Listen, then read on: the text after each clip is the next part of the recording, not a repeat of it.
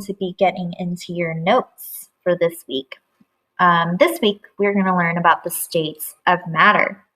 Okay, so in your assignments tab, if you want, this is what you could do. You could either watch this whole video, and then I'm going to also post up the slides so you have it, and then you can go ahead and complete your doodle notes. Or while I'm doing it, you guys can go ahead and fill it out. It's all up to you how you want to complete this assignment, but just know that after you're done with my notes, that this should also be completed as well and submitted, okay? Okay, so states of matter. So we talked about in our vocabulary words that there's 3 states of matter, right? 3 different forms in which matter can come in. Okay, so states of matter, it can come in solid, liquid, and gas.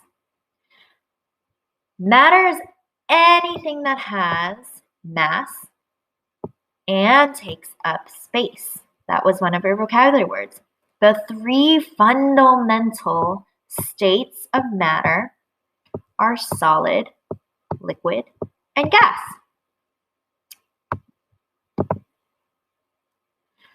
Changes in matter in states are the results of energy being added or removed. So you guys remember, a solid, if we think about water just in general, right? Water, we can change that into ice by freezing it, right? Or that water can change into gas by boiling it, okay? So when we see these changes in states, you see that energy is either being added or it's being removed. So we know that matter comes in 3 different states, okay? So I'm going to be using examples of water a lot in this because I think it's the easiest for me to explain by using water, okay? So the first state of matter is called solid, right? A solid. So water, the solid form of water is ice. You look right here, I have a piece of ice cube, okay?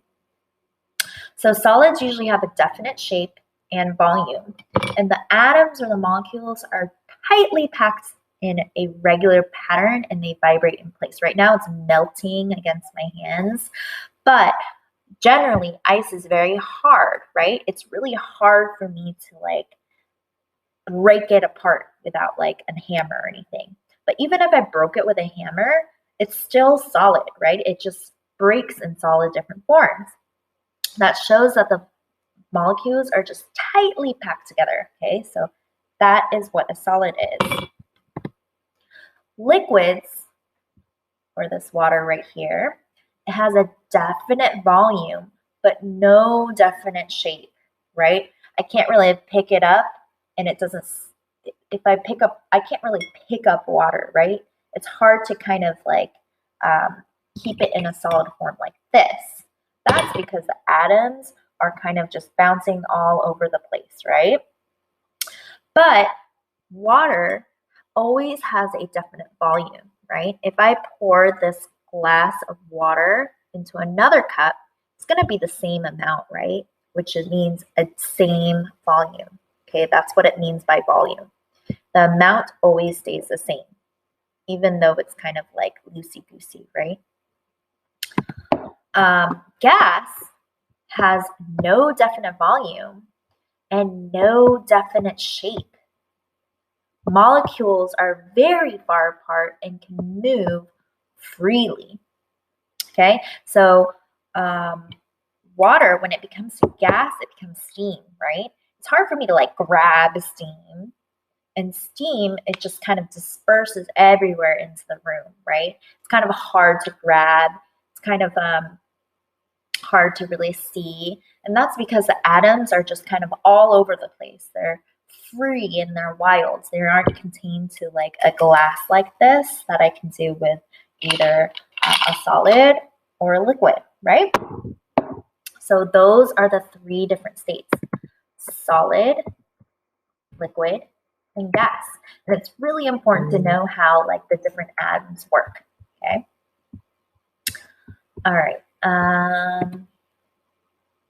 So phase changes, do you remember the two chemical changes that we talked about? The physical and chemical changes.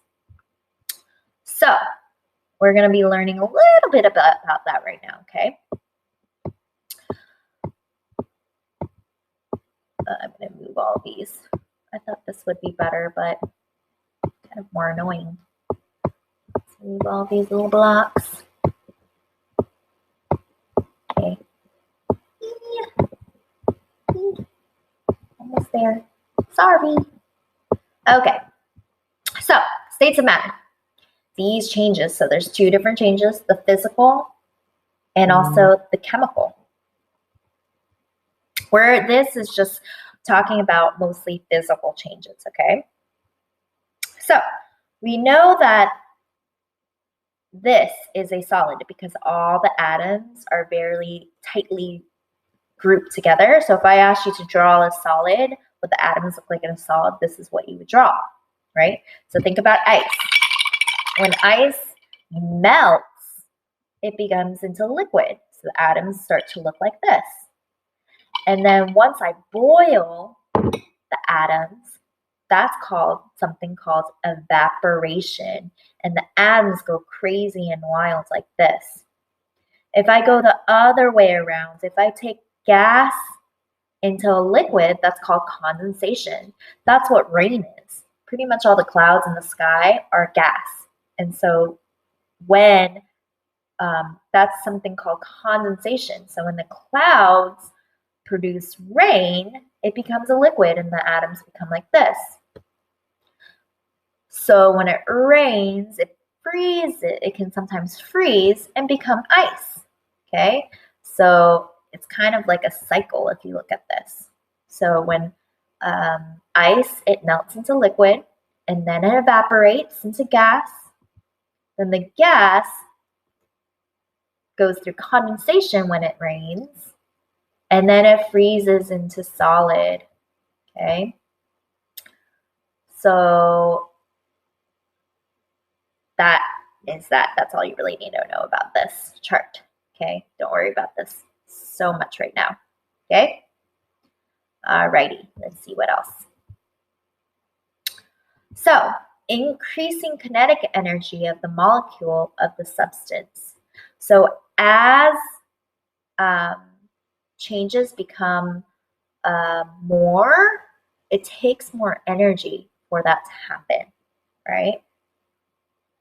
So it takes more energy. That is pretty much what that one is saying. And you can fill that out in your thing. All right, so I know that was a lot, and we'll be doing a lot more lessons on this. But if you have any questions, please let me know in the Google Doc. I'll put a question section so you can ask me any questions that you will have. Again, I know this seems like a lot and it seems really complicated, but don't worry because this is new stuff, okay? Awesome. Bye.